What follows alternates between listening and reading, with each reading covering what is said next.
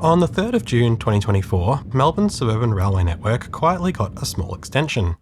Our longest electrified suburban line, the Pakenham line, was nudged out slightly further to a brand new station at East Pakenham, 60 kilometres from the Melbourne CBD. It's a pretty unusual station in a pretty unusual place with a pretty unusual track layout, so I thought we'd take a quick look at it.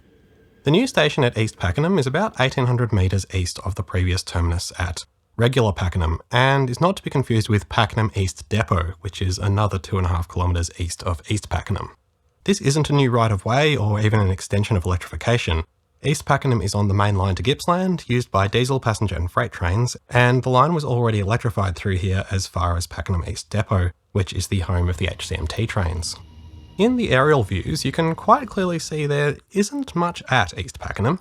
To the south is a small industrial estate where you can buy a gun, learn pole dancing, or drop into Steve's car alarms, while to the north is an extremely low-density housing estate where everybody seems to have a lot of grass and a swimming pool. The official press releases for East Pakenham are all about this station being built to cater for the growing suburb and getting the infrastructure in early before the sprawl inevitably continues in this direction.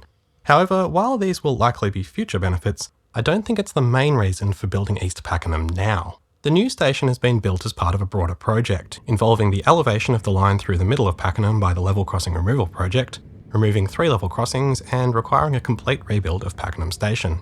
The former ground level station, which was the terminus of suburban service before this project, was a fairly bleak island platform with one of those architecturally stunning pebble mix buildings.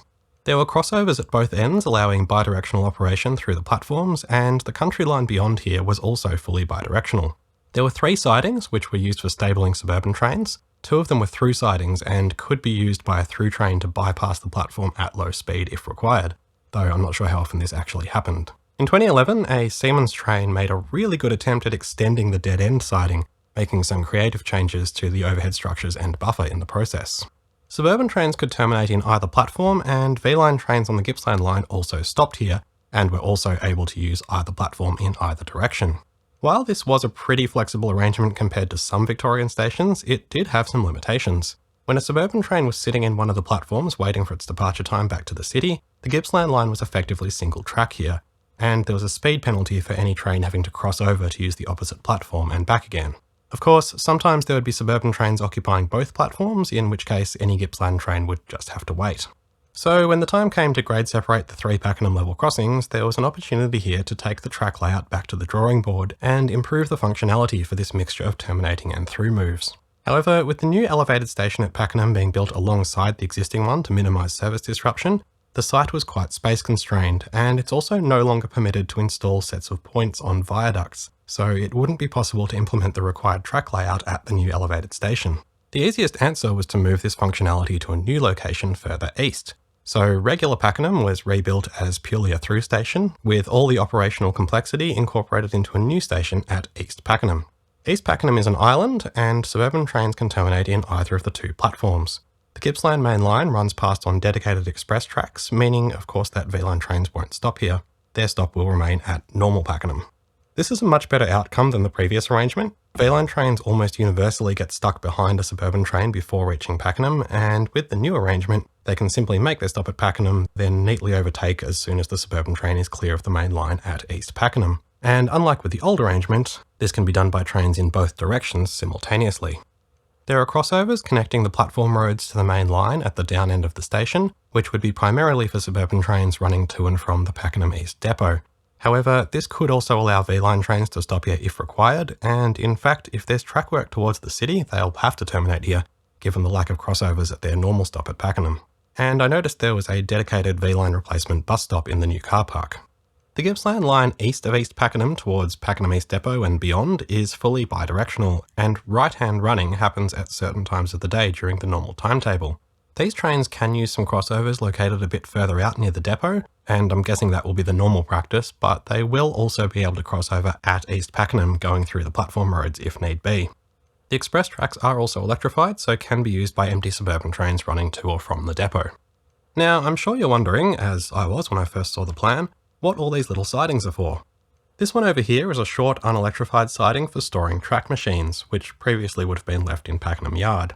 These other 4 sidings are a bit more interesting, and they're not all for the same purpose. The two at the down end of the station are overrun sidings. Put simply, they provide somewhere for a train to go if it accidentally overshoots the station, without the risk of running back out onto the main line.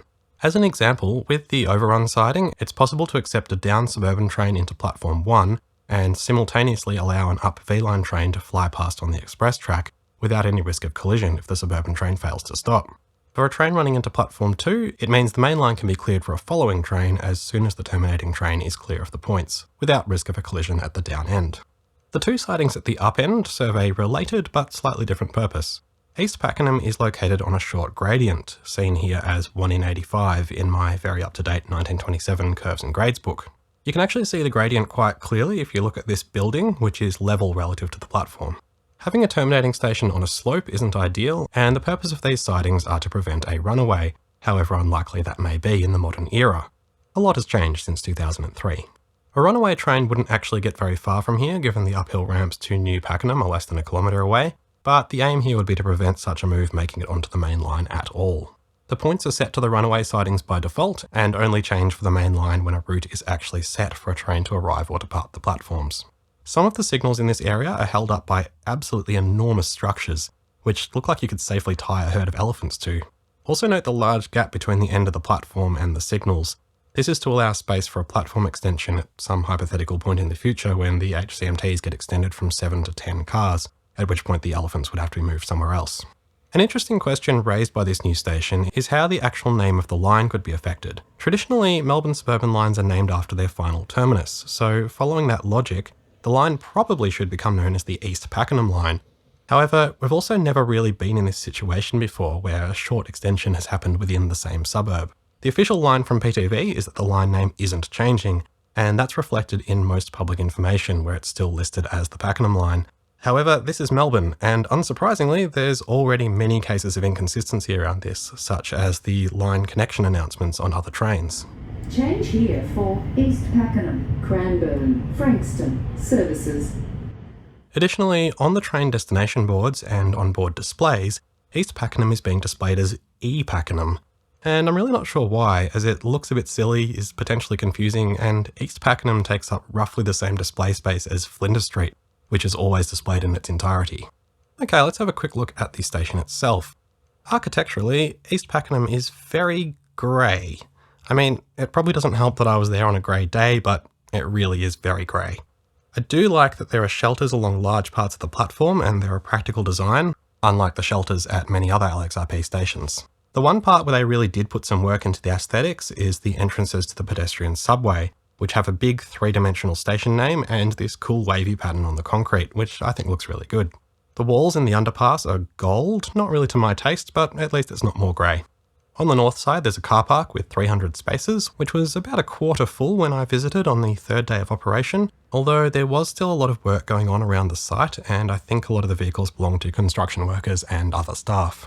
There's quite a large bus stop with separate dedicated bays for Metro and V-Line bus replacements, and also several bays which look like they're designed for route buses, but no bus routes actually come here at the moment, and as far as I can tell that's not changing anytime soon.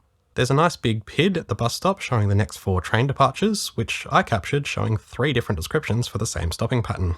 There's a pretty substantial cycling and walking path leading to the station, which I'm glad they've included, though for the time being very few people live within walking or cycling distance of here. There's a lot of planting around the station, which should really improve the appearance of the whole area once it becomes established. Meanwhile, over at normal Pakenham, you can see where the bulk of the architecture budget was directed, with this huge wavy roof, enormous staircase, and more gold. Not generally a fan of unnecessarily high roofs, but at least this one does stick out a fair way either side, so should do a decent job of sheltering the platforms. There was still a lot of construction going on here. The only access to platform 2 was via a temporary staircase, and there's obviously still a lot to do around the whole station, so I'll have to go back for a proper look once it's finished. While the main purpose of East Pakenham is currently operational convenience, I'm sure it will eventually become a much busier place in years to come, and the scale of its construction certainly means it's well future-proofed.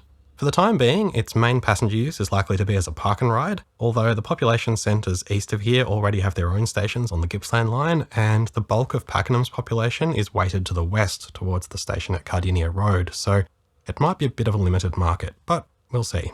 So that's East Pakenham, Melbourne's newest station, and the new furthest place you can catch an electric train from Melbourne. Thanks very much for watching. Now arriving at East Pakenham. This train will be terminating at East Pakenham.